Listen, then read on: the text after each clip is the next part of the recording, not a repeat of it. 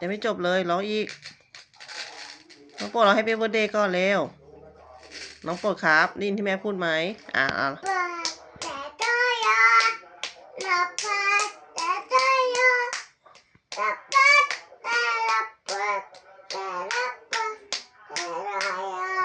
มองแม่อีกรอบนึง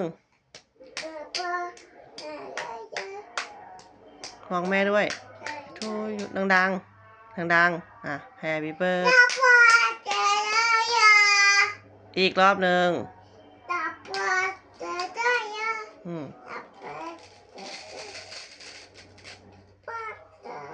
ดัง